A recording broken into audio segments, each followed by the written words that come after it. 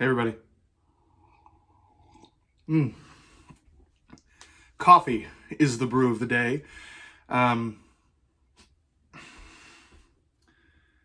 This past weekend, we watched Supergirl, and I've been thinking a lot about this movie over the past few days.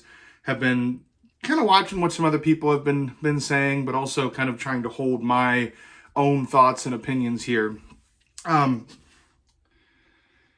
And yeah, I think I'm a little bit more positive on it than a lot of people. Now, granted, I'm not a huge comic book reader. I haven't read the comic that this is based off of. I understand that. If you want to disqualify me from reviewing this movie because I haven't read that, then feel free. You're welcome to do that.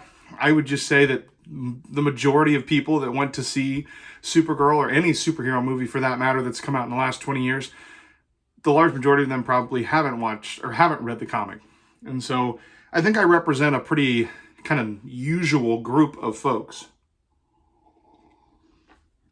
That's good coffee. But again, welcome to this new edition of Brews and Reviews with Millrod. Today we're talking about Supergirl.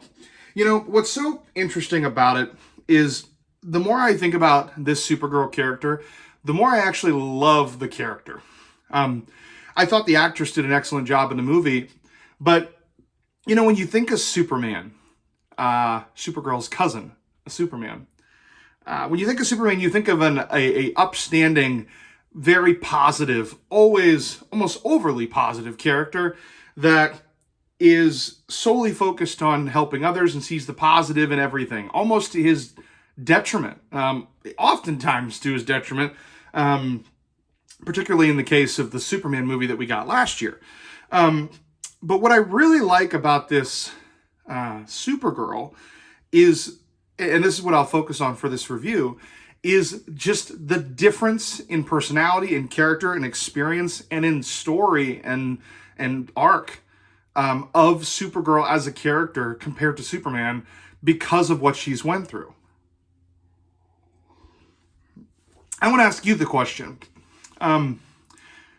We've all been through hard things, right? Think of something difficult that you've been through and how you might have acted in the immediate aftermath of that very difficult thing. Maybe you lost a job, maybe your relationship didn't work out, maybe you had a health issue, maybe something happened in your life that just wasn't what you'd planned. And think of the way you felt in the aftermath. I can tell you, I can think of a few examples for myself. I was angry. I was upset. I wanted to go shut off and be away from the world. I didn't want to be this nice, happy, fun, Superman-esque type character, after I went through something. And when you look at Supergirl and the difference in her past versus Superman. Superman got to come to Earth as a baby. Superman didn't experience the, Krypton, explosion of the core and living in that shield that was built for the people that remained.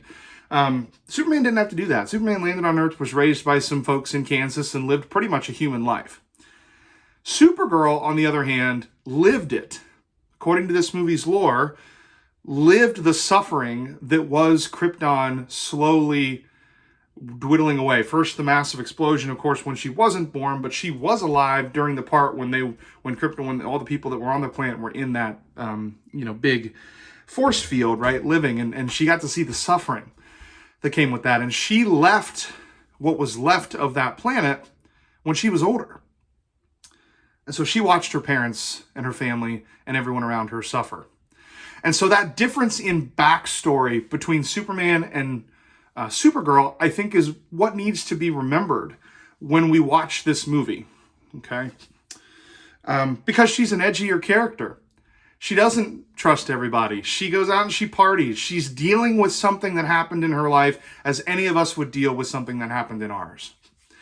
And to me, that creates a little bit of realism and connection, right? Like, I could connect with this Supergirl character and what she, obviously not to that scale of negativity of what happened to her, but I understood why she was going to the bar, right? And drinking and, being stupid and wanting to just run from everything. Like, I could totally understand that. And then when she meets Ruthie and they have this, they kind of start traveling around together, you start to see the evolution of Supergirl away from this kind of running away from the problem and towards trying to help Ruthie not experience some of the things that Supergirl had to experience. And that relationship, while I do think the Ruthie character can be a little rough at times and a little awkward in the presentation, in some of the lines, I do think as the movie goes and Supergirl is explaining to Ruthie about what happened to her, you start to see that kind of therapeutic relationship starting to build. And by the end of the movie, Supergirl has kind of overcome that and channeled all of that pain, all of that hurt into trying to help others, and is ready for a DCU where she'll be able to do that with Clark, with Superman on Earth. So that's what I focused most on, and that's what I enjoyed in the movie, is just the relatability of Supergirl's character. And I thought the acting was very good from that particular actress. Now, there are issues with the movie. I thought some of the lines were really, really rigid, particularly Ruthie's lines. I thought were, at times, just kind of annoying. I really, unfortunately, sometimes don't jive with how much comedy are in these James Gunn movies. Kind of bothered me in Superman with how many needle drops there were and just random songs and random quips and situations that were supposed to be serious that ended up being comedic for some reason.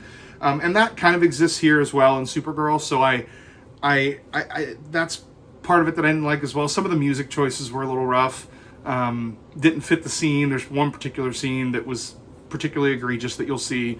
So some of the music choices weren't as good. I thought Jason Momoa as Lobo, it was just more comic relief. I'd like to see more of the kind of serious side of that character. It would be cool to see that character kind of flesh out and see the backstory and everything, and give Momoa a chance to really build that.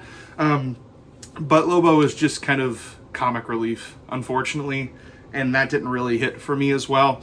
Again, my favorite part of this film is not kind of the action, the funny quips, the whatever. My favorite part of the film is seeing a character go from devastation and drinking herself away to finding this young girl, Ruthie, in need, seeing a similar experience in her that not only allows her to help Ruthie get past that and move forward, but that need to help someone pulls Supergirl out of her despair as well. It's a really, really cool redemption. And it just shows you that when you're in the depths of despair, sometimes what helps you get out of that is not focusing on yourself, but focusing on helping somebody else that may have a similar experience. And that's what I liked about the movie. That's the part that I hold on to and say, man, that was such a cool arc. I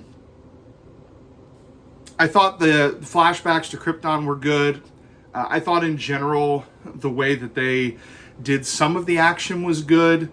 There were certain scenes in the middle that I thought were just kind of, again, quippy and supposed to be funny that didn't really land with me as much. But they might land with you. I did like how there seemed to be more serious action in this sometimes than even in the Superman movie, and I know Angry Joe mentioned that as well in his review. I agree with that. I think there's more action here, and that's good. Like in my superhero movies, I liked the Marvel movies that were more serious and took on deeper meaning, and that exists here. Now you can't talk about this movie without acknowledging the fact that it does kind of not follow the comic, according to a lot of people that know about it and have read the comic story.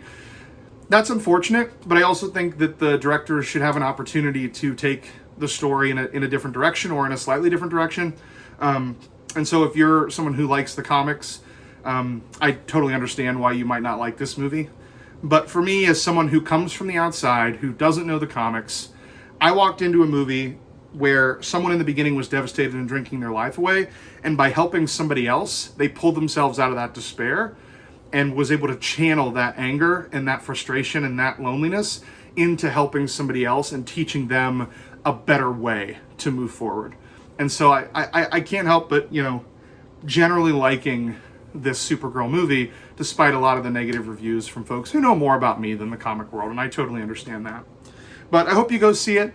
Like I said, I think you'll get a lot more out of the redemption arc than you will anything else in the movie, because that's pretty touching at times.